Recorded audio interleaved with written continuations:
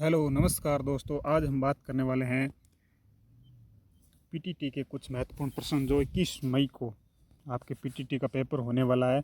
उसमें हम बात करने वाले हैं जो शिक्षण अभिरुचि है उसके बारे में हम बात करेंगे। कुछ महत्वपूर्ण प्रश्न हैं वो लेकर के आए हैं। तो पीटीटी में 50 प्रश्न हैं जो शिक्षण अभिरुचि के आते हैं। जो प्रत्येक प्रश्न 3 नंबर का होता है और उसके मतलब उत्तर के हिसाब से उसको 3 नंबर 2 नंबर और ज़्यादा सटीक और ज़्यादा बेहतर उत्तर होता है उसको 3 नंबर दिया जाता है, और उससे कम होता है उसके 2 नंबर, और उससे कम होता है उसका 1 नंबर, और बिल्कुल नहीं होता उसका 0 नंबर दिया जाता है, और इसमें कोई नेगेटिव मार्किंग नहीं है। उसके बारे में हम बात करने वाले हैं। तो चलिए शुरू करते हैं बिना देरी के इस सेशन को। और पहला क्वेश्चन है कि शिक्षक के रूप में शिक्षण को आप क्या मानोगे। शिक्षक के रूप में शिक्षण को आप क्या मानोगे। तो शिक्षक है वो शिक्षण करा रहा है, शिक्षण जो अध्ययन करा रहा है उसको आप क्या मानोगे, उसको आप क्या मान सकते हैं। तो इसका राइट आंसर क्या हो सकता है।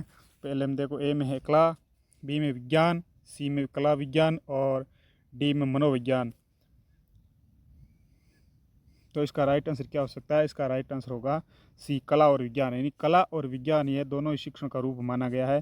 जो शिक्षक है, अगर शिक्षक के पास कला है तो वो एक अच्छे तरह से पढ़ा सकता है, अच्छी तरह से समझा सकता है।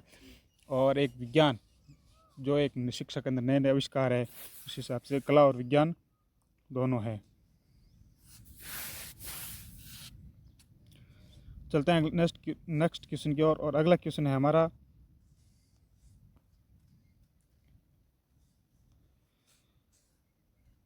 कि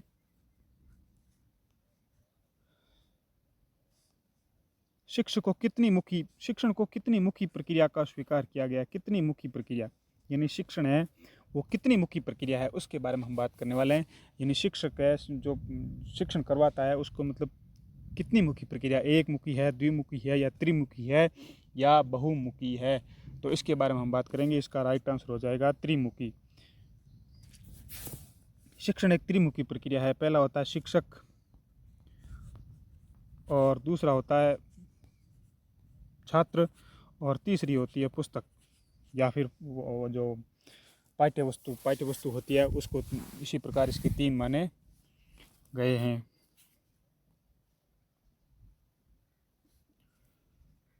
और अगला क्वेश्चन है कि अभिप्रेरणा द्वारा मिल सकता है। अभिप्रेरणा के द्वारा क्या मिल सकता है।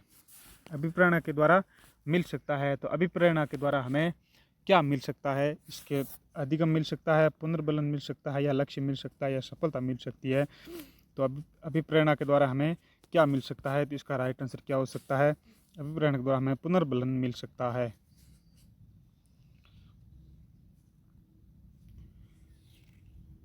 और चौथा क्वेश्चन नंबर 4 की हम बात करते हैं कि अधिगम मानवीय अनुभवों का क्या है। खालिस्तान, इस खालिस्तान में क्या आएगा। अधिगम जो मानवीय अनुभव है, मानवीय जो अनुभव है उसका अनुभवों का क्या है। मानवीय अनुभव का अधिगम है वो मानवीय अनुभवों का क्या है।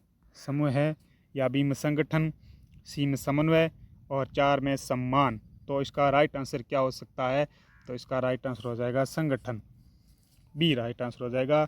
अधिगम है जो मानवीय अनुभवों का संगठन है।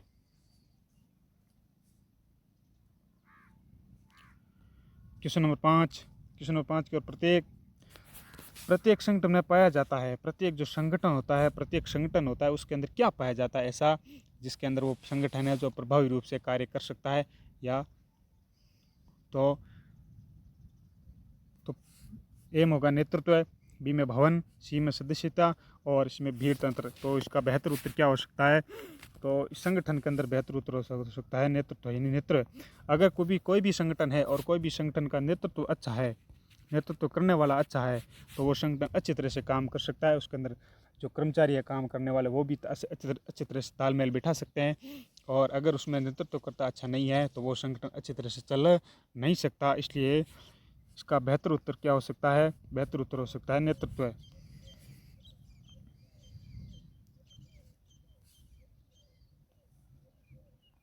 नेतृत्व, अगर नेतृत्व अच्छा है तो प्रत्येक संगठन के अंदर नेतृत्व पाया जाता है। और इसका राइट आंसर सबसे बेहतर उत्तर हो सकता है, इसका आपको 3 नंबर मिलेंगे। और भवन सदस्यता भीड़ तंत्र, इसको आप जो उत्तर अगर आप देते हैं तो उसको कैटेगरी वाइज नंबर मिल सकते हैं।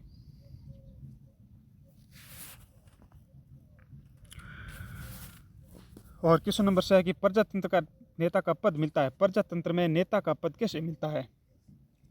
प्रजातंत्र में नेता का पद है वो किस प्रकार मिल सकता है, तो इसके बारे में हम बात करने वाले हैं कि इसका राइट आंसर क्या हो सकता है। प्रजातंत्र के अंदर देखो, अगर बल के द्वारा मिलेगा, या बी में चाटुकारिता के कारण मिलेगा, सी में प्रभावशीलता के कारण मिलेगा, या डी में धन के कारण मिलेगा। तो एक होता है प्रजातंत्र और एक होता है राजतंत्र। तो राजतंत्र तो वो होता है जिसके अंदर कोई भी, मान लो जैसे जो राजतंत्र पहले हुआ था, आज स्वतंत्रता से पहले भारत में राजतंत्र हुआ करता था। और राजतंत्र के अंदर जो पहले राजा होता था, और राजा के बाद अगर वो राजा खत्म हो जाता है, मृत्यु हो जाती है, तो उसके बाद उसका पुत्र है वो राजगद्दी पर बैठेगा। और अगर वो मृत्यु हो जाए तो उसका पुत्र राजगद्दी पर बैठेगा। इस प्रकार इसको राजतंत्र कहा जाता है। राजतंत्र के अंदर कोई भी काम है वो मनमानी से किया जाता है। और प्रजातंत्र का मतलब होता है कि प्रजा का तंत्र, प्रजा यानी जनता, जनता का तंत्र, जनता के द्वारा कोई भी शासन व्यवस्था है जो जनता के द्वारा चुना जाता है। तो प्रजातंत्र का नेता के पद कैसे मिलता है, तो इसका राइट आंसर हो गया सी, प्रभावशीलता के कारण। अगर कोई भी व्यक्ति है उसकी प्रभावशीलता अधिक है, वो किसी पर प्रभाव जमा सकता है, उसको मतलब प्रभाव के द्वारा अपने वश में कर लिया जाता है, तो वो किसी प्रजातंत्र का नेता बन सकता है। इसलिए इसका राइट आंसर क्या हो जाएगा, प्रभावशीलता के कारण राइट आंसर सी हो जाएगा। क्वेश्चन नंबर 7 है कि यदि नेता सदस्यों के सम्मुख सशर्त सुझाव रखता है तो इसे नेता नेता का प्रभाव सदस्य पर कैसा होगा। यानी कोई भी नेता है और अपने जो निम्न कर्मचारी या सदस्य है उस पर सशर्त सुझाव रखता है, यानी एक तो सुझाव रखता है, ठीक है, और एक सशर्त यानी शर्त के साथ सुझाव रखता है, तो इसके अंदर नेता के अंदर प्रभाव सदस्यों पर क्या जो सदस्य उनके ऊपर क्या प्रभाव पड़ सकते हैं। तो एक में देखो, अधिक, कम, या मध्यम, या कुछ भी नहीं। तो अगर कोई भी सुझाव रखता है तो सुझाव रखता है, कोई भी नेता अगर जो सदस्यों पर सुझाव रखता है तो प्रभाव अधिक पड़ेगा, सुझाव से मतलब जो प्रभाव है वो पड़ेगा। लेकिन सहज शर्त सुझाव रखता है, यह मतलब उत्तर चेंज कौन करता है। अभी सहज शर्त शब्द है, ये इस पूरे प्रश्न का उत्तर चेंज कर देता है।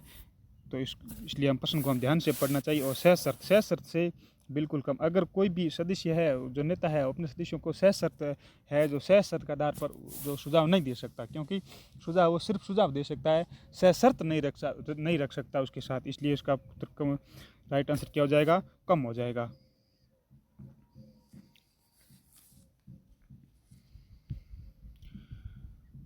क्वेश्चन नंबर 8, समझौतावादी प्रकार के नेतृत्व में अधिक महत्व दिया जाता है। क्वेश्चन नंबर 8, समझौतावादी प्रकार। अगर किसी के साथ हम समझौता करते हैं तो समझौतावादी प्रकार के नेतृत्व के आधार पर अधिक महत्व किसको दिया जाता है, समझौता के आधार पर। तो समझौता के आधार पर ए में देखो दंड, बी में पुरस्कार, सी में कार्य, और डी में वफादारी। तो इसका राइट आंसर क्या हो सकता है, इसका राइट आंसर ये हो सकता है पुरस्कार, बी के अंदर पुरस्कार। और क्वेश्चन नंबर अगला 9 क्वेश्चन देखते हैं। 9वां क्वेश्चन क्या है कि एक नेता के रूप में प्रधान अध्यापक के व्यवहार होने चाहिए।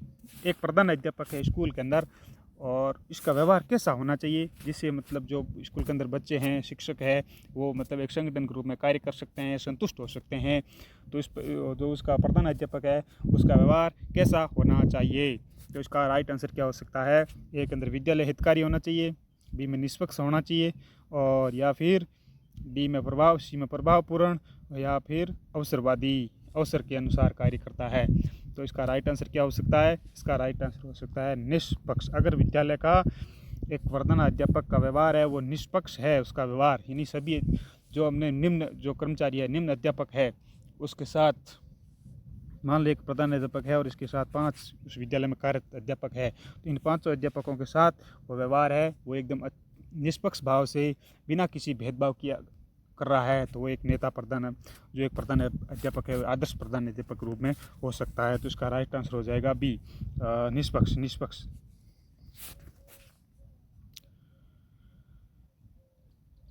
प्रश्न नंबर 10, प्रश्न नंबर 10 क्या है कि अध्यापक तभी अनुशासन रख सकता है जब कक्षा में उसका व्यवहार कैसे हो।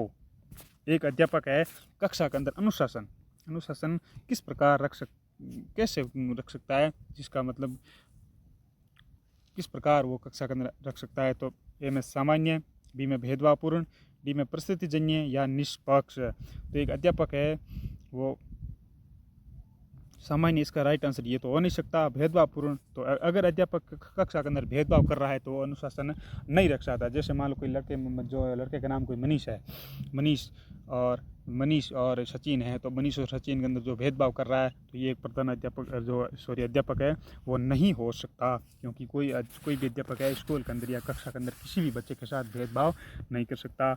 और उत्तर है अगला है सी परिस्थितिजन्य, यह भी नहीं हो सकता परिस्थितिजन्य।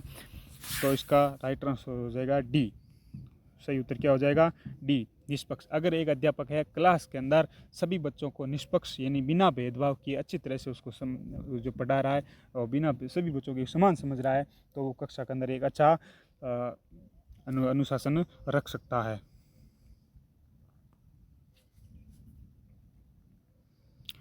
चलते हैं नेक्स्ट क्वेश्चन की ओर। और अगला क्वेश्चन हमारा क्या है?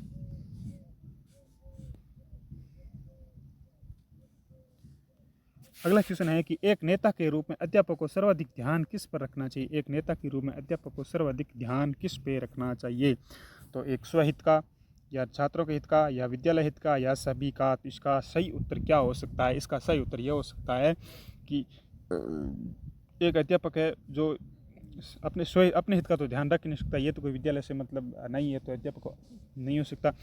बी उत्तर है राइट आंसर, छात्रों का हित का। एक अध्यापक है वो स्कूल के अंदर छात्रों के हित के बारे में हमेशा ध्यान रखता है, छात्रों के हित के बारे में हमेशा सोचता है, तो वो एक अच्छा अध्यापक हो सकता है। तो इसका राइट आंसर हो जाएगा बी। इसको आप अगर इस प्रकार आप आंसर चुनेंगे तो आप शिक्षण अभिरुचि के अंदर 3 नंबर आपको मिल सकते हैं। और यही एक सब्जेक्ट है, एक हिंदी और एक शिक्षण अभिरुचि, दो ये सब्जेक्ट है जो आपको पीटीटी के अंदर एक स्कोरिंग 400 प्लस नंबर दिलवा सकते हैं, अगर आप प्रश्न को अच्छे से ध्यान से पढ़ करके उत्तर देने की कोशिश करेंगे तो। क्वेश्चन नंबर 12, एक शिक्षक को किस गुण को छात्र सर्वाधिक पसंद करेंगे। एक अध्यापक है स्कूल के अंदर और उस अध्यापक के अंदर ऐसा कौन सा गुण होना चाहिए जिसके द्वारा वो छात्र है वो सबसे अधिक पसंद करेंगे, छात्र सर्वाधिक पसंद करेंगे।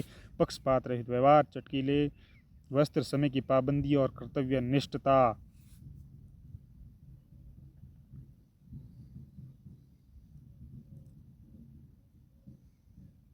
तो इसका राइट आंसर हो जाएगा डी, कर्तव्य निष्ठा। अगर वो अध्यापक है वो कर्तव्य निष्ठा से ही अपने विद्यालय समय पर विद्यालय आता है, समय पर छात्रों को जो बातें बताता है बिना जो भेदभाव की बताता है, तो इसका राइट आंसर हो जाएगा डी। और क्वेश्चन नंबर 13, शिक्षक के किस गुण को छात्र सर्वाधिक प्रशंसा करते हैं। और शिक्षक के अंदर यानी एक अध्यापक के अंदर ऐसा कौन सा गुण होना चाहिए जिसके द्वारा एक छात्र है वो सबसे अधिक उसकी प्रशंसा करते हैं कि एक टीचर अच्छा है, ये टीचर अच्छा पढ़ाते हैं या अच्छा हंसाते हैं, इस प्रकार। तो सबसे ऑप्शन नंबर ए है। इस ऑप्शन नंबर ए में देखो, चुस्त और सुंदर दिखना। चुस्त और सुंदर दिख रहा है तो इसके अंदर जो छात्र प्रशंसा नहीं करेंगे, कि उत्तर नहीं, हाजिर का जवाब देना या मित्रतापूर्ण व्यवहार करना या प्रभावी शिक्षण। तो इसका राइट आंसर हो जाएगा प्रभावी शिक्षण। प्रभावी शिक्षण, अगर एक शिक्षक के अंदर जो पढ़ा रहा है या शिक्षण करवा रहा है एक प्रभाव तरीकेपूर्ण से शिक्षण करवा रहा है तो वो छात्र उनकी बहुत ज़्यादा पसंद करेंगे। चलते हैं अगले क्वेश्चन नंबर 14, यदि समूह का नेता किसी कार्य को नहीं कर सकता है तो उसे करना चाहिए, क्या करना चाहिए। यदि समूह का नेता किसी कार्य को नहीं कर सकता है तो उसे क्या करना चाहिए। अगर कोई भी समूह का नेता है, कोई भी संगठन का नेता है, मान लो एक अध्यापक है स्कूल के अंदर और कोई भी कार्य वो नहीं कर सकता है तो उस अध्यापक को क्या करना चाहिए। ए, उसे कार्य प्रारंभ न करे, या बी, चुप रहे, और उत्तर सी देखो, खुले मन से स्वीकार कर ले, और डी, सदस्यों को झांसा दे दे। तो इसका राइट आंसर हो जाएगा खुले मन से स्वीकार कर ले। अगर कोई भी काम है हम जैसे हम भी हमारे ऊपर भी ले सकते हैं, हमें कोई काम कर नहीं सकते हैं और तो हम उसको खुले मन से स्वीकार कर ले कि हम ये काम कर नहीं सकते, इसलिए आप कोई दूसरा देखें। तो इस प्रकार इसका राइट आंसर हो जाएगा खुले मन से स्वीकार कर ले कि हम कोई ये कार्य नहीं कर सकते। और प्रश्न नंबर 15, सृजनात्मकता के प्रमुख गुण। सृजनात्मकता इसका प्रमुख गुण क्या हो सकता है? सृजनात्मकता के प्रमुख गुण कौन से? परिवर्तनशील, मौलिकता, नवीनता या पारंपरिकता। तो इसका राइट आंसर क्या हो सकता है? इसका राइट आंसर हो जाएगा मौलिकता। अगर इसको आप 3 नंबर मिल सकते हैं। मौलिकता, सृजनात्मकता के अंदर सबसे ज़्यादा कौन क्या पाई जाती है? मौलिकता पाई जाती है, जो नई नई चीज़ आविष्कार करता है। तो इसका राइट आंसर हो जाएगा। तो धन्यवाद दोस्तों। आज हमारी ये शिक्षण अभिरुचि की PTT 2023 21 मई को होने वाली पेपर के लिए ये 15 प्रश्न थे, और अगले वीडियो के अंदर और कुछ ऐसे महत्वपूर्ण प्रश्न हैं वो और लेकर आऊँगा, जो आप पढ़ोगे तो आपके लिए हो सकता है, आपके लिए लाभदायक हो सकते हैं। थैंक यू, धन्यवाद, जय हिंद, जय भारत।